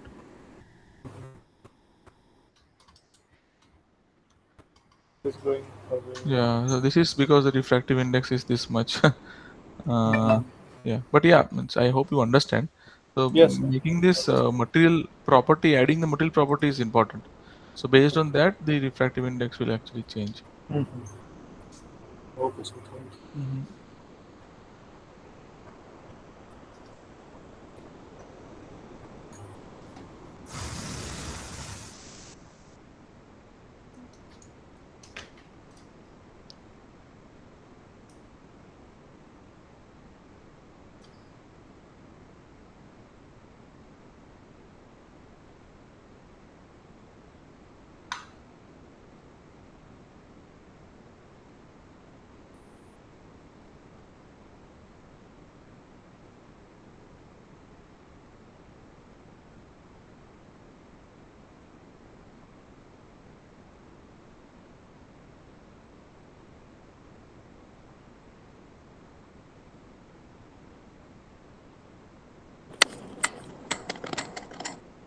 So, Yeah, so regarding the doubt ma'am asked, shall I share my screen?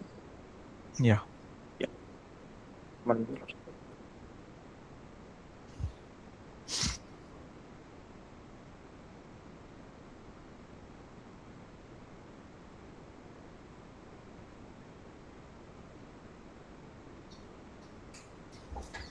yeah.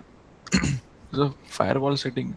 we are not allowed to open any other model files or any executable files. Also, I guess it's 6.2. Maybe that's not open. No, no, Also. we are not allowed to open Okay. because of firewall. Any executable files we are not allowed to open here Okay. in the Yes. computer that we are using.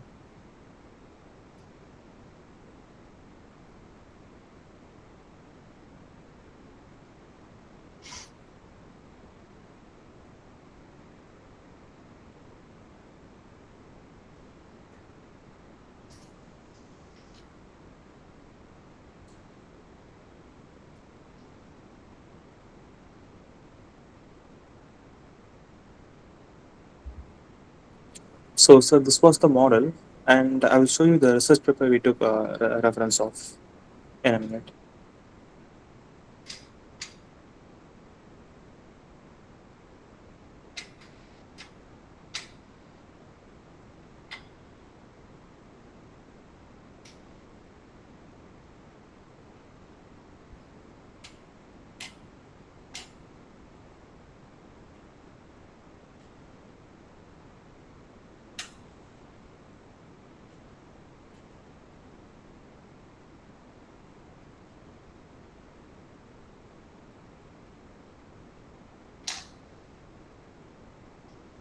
Meanwhile, if anyone else has any questions or doubt, until you are able to load that.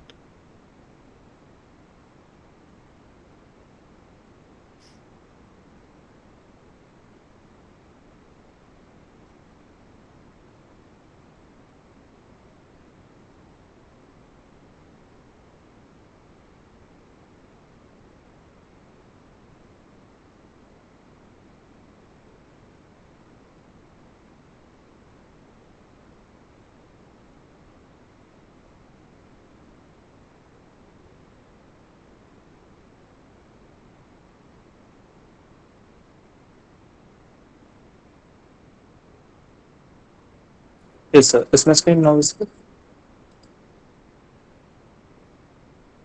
So, based on this paper, we want to keep an analyte in this particular path, sir.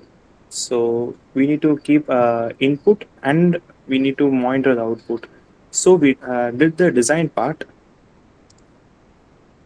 We did the design part, and analyte I kept the material as just defined it based on the refractive index, just like the paper for analyte.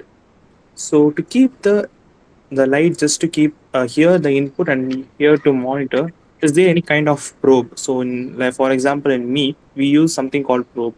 So we keep there we measure the EM wave like that. Do we have something in comms also Yeah, to yeah, we monitor? have probes. So if you right click on the definition, Yes. no, no, no, not there in the model wizard definition. Yeah, yeah. So these are probes. If you go to the probes, so there we have like domain probe, boundary probe, point probe, domain point, Okay. and then global variable probes. You can use that probes. Okay. I think you are referring to one of the example model, right? We have one example model similar to this. Have you seen that? Yeah. Yes, sir. Mm-hmm. So we have something called photonics crystal. I Mm-hmm. guess. Let me Mm-hmm. let me open that. Yeah.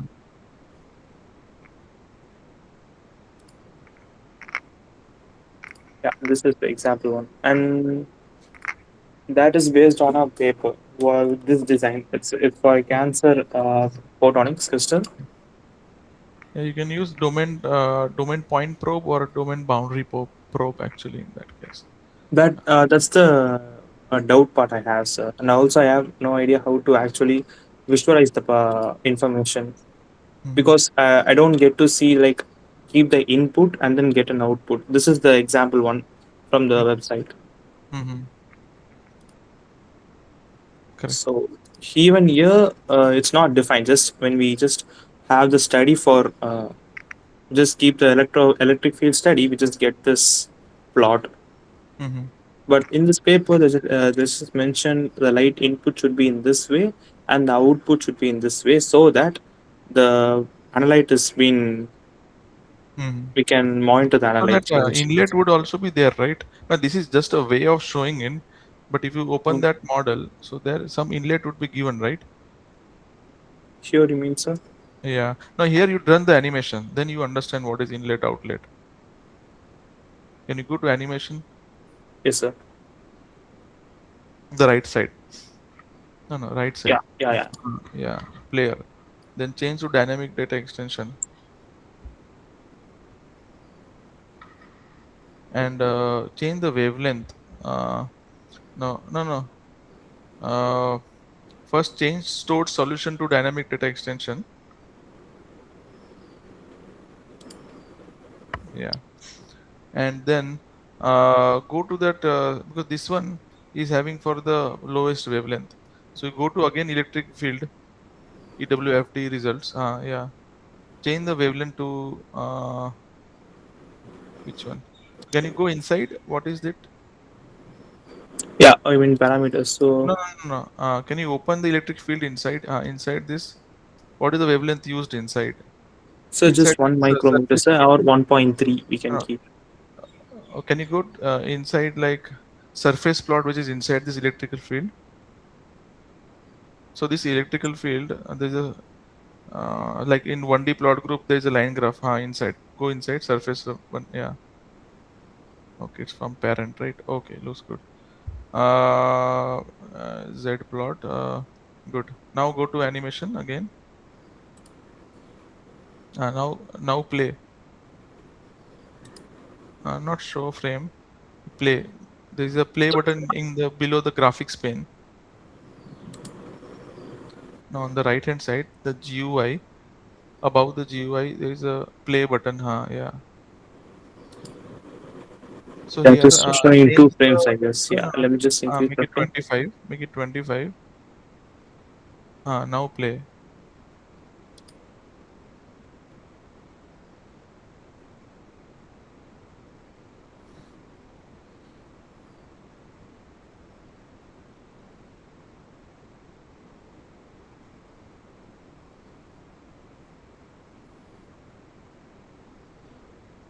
So it actually acts. The left side is actually acting as Yeah, an it's inlet. going to right to Yeah. top. So Yeah. like that, I want to make flow in this design, sir. In So you this see design. what they have done here. What they have done.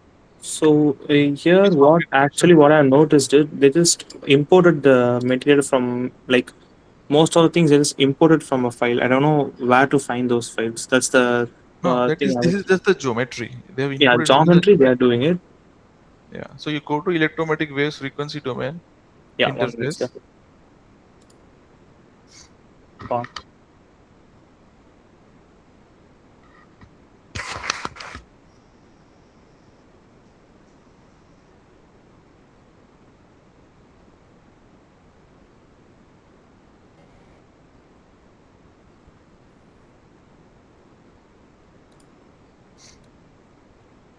Should I go to that part of the Yeah, design or? electromagnetic waves frequency domain. You see the which boundary condition they are using to input the light source.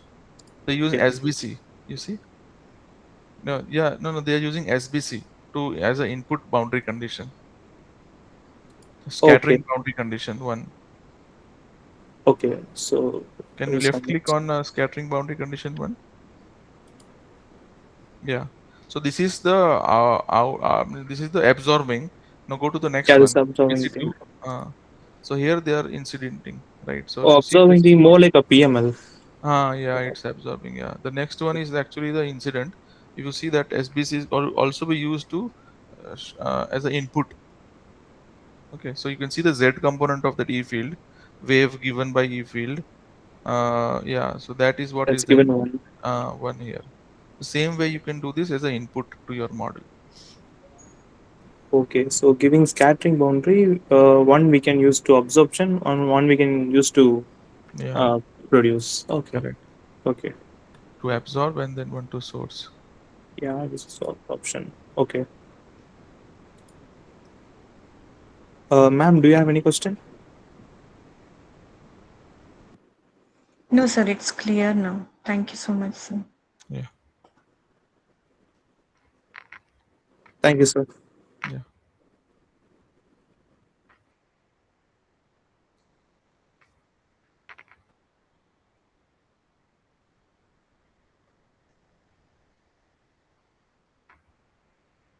Any other question? Any doubt? Anyone else? You can stop presenting so that, yeah, that's good.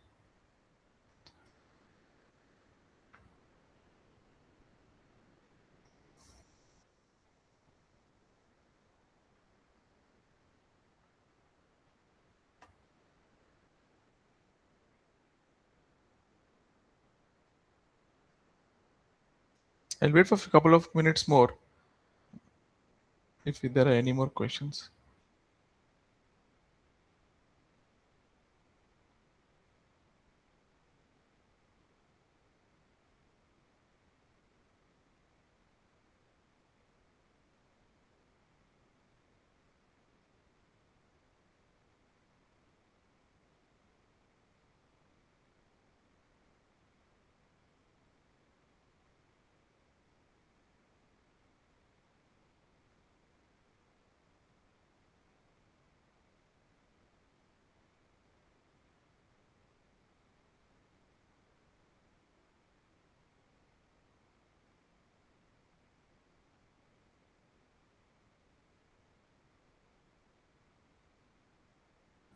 Excuse me, Dr. Uttam. Uh, can you show an example of how to model the rays in an ATR configuration?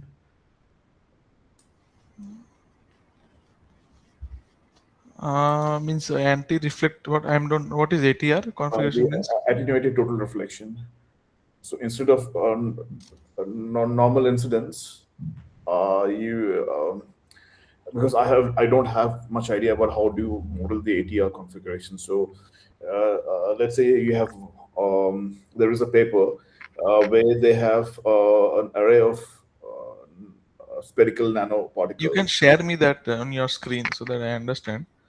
It's very difficult to imagine actually, or you can do a sketch as to what you are trying to explain, Okay, if possible. let me see. Just give me a second, please. Yeah.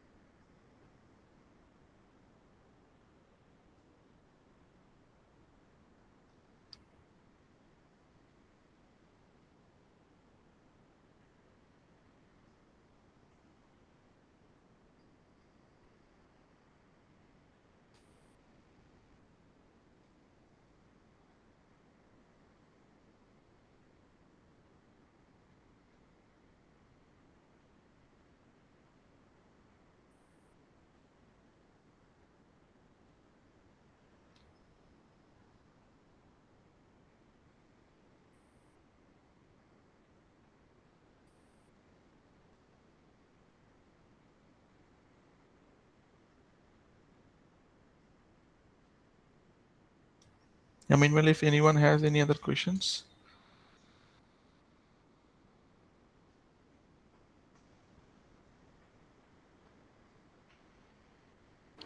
Can you share any insights on designing any optical phase modulators? Optical phase modulators. We can check if there are any example model already there. Have you found any example model available in the library? No, I was unable to.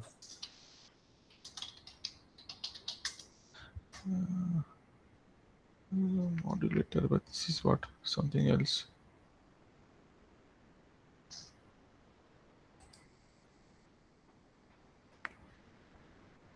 Means you want to model something like quarter wave plate or something like that. We want to change the retardance. You want to introduce something like that, or what?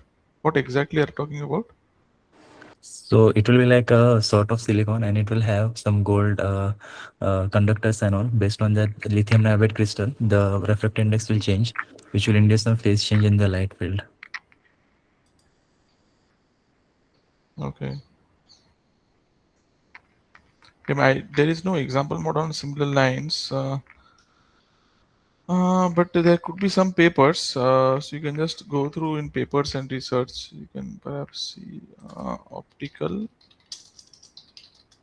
phase modulator using nanoparticle. Is it for? No, not using nanoparticles. It will be just Use. like lithium niobate based. Okay.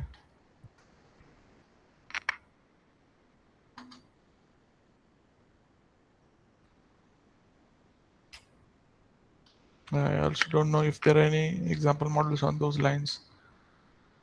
If you the best way, if it is a very niche topic, best way to would be to search do a literature review to find what exactly is the what people are doing in this field.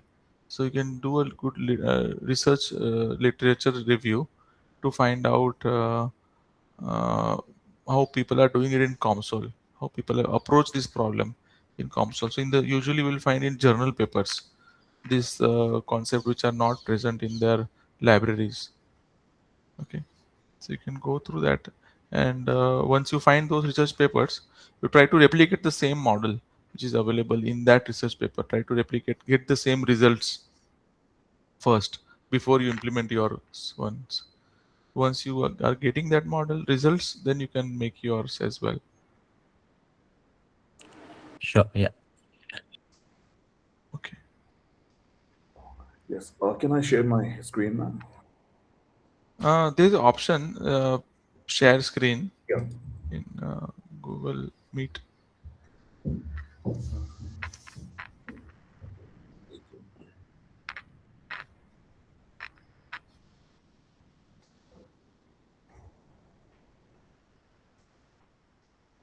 So I just need to log out and come back because I need to give permissions. Okay. Yeah, just a second.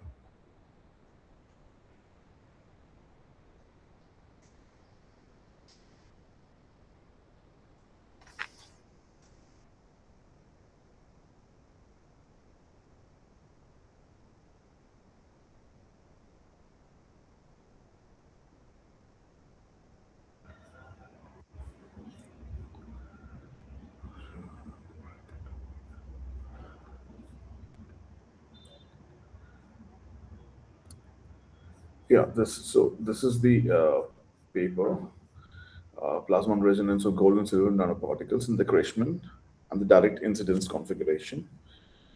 So I was able to replicate the direct incidence configuration because there's nothing to be done in direct incidence in the case of direct incidence.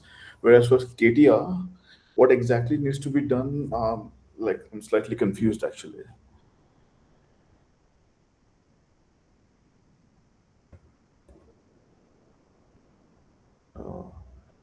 I'm not able to hear you actually.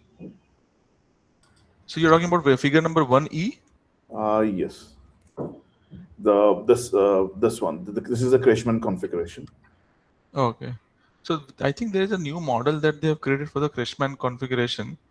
And what exactly you want to model is 1E? So yeah, Hexagonal and the slab I model. was able to model this one accurately. Mhm. I have no Okay. issues with that. So I was able to use the direct incidence configuration on these nanoparticles, and I was able to replicate the results. But my issue is that what do I need to do to get the Krishman configuration results? I think there was one example model. Let me just, which you're talking about the Krishman configuration.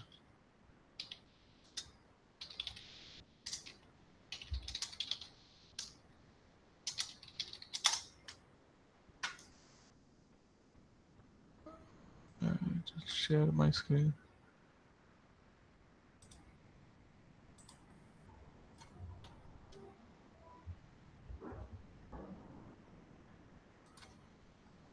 So we have few of the examples are there.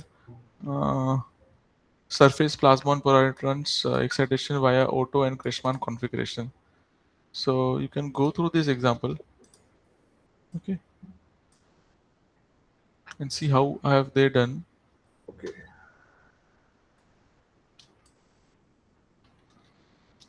think Deepak is also saying that about adding parametric sweep on angle to model it. So you need to make an angle of incident to do incidence of angle of sweep and then sweep it. I was able to do the parametric sweep, but on the direct incidence, that without any angle configuration. Mm-hmm.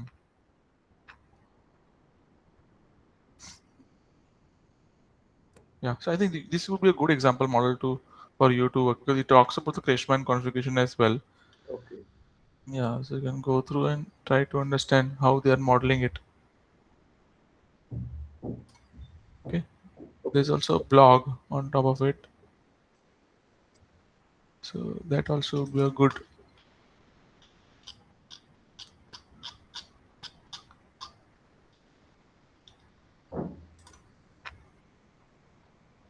Nice.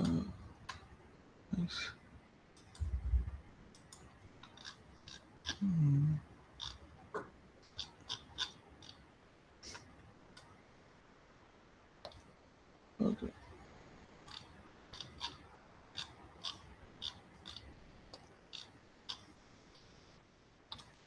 Yeah, this is also a good blog. You can go through this as well.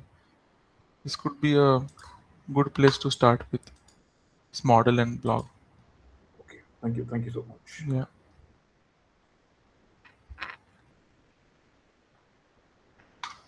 Yeah. Any other questions or clarifications?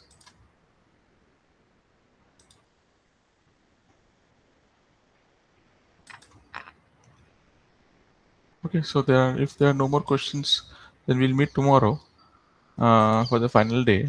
In the last part of the session, we'll have a self-assessment and feedback around 4 o'clock or 4:15, and then we will close the session.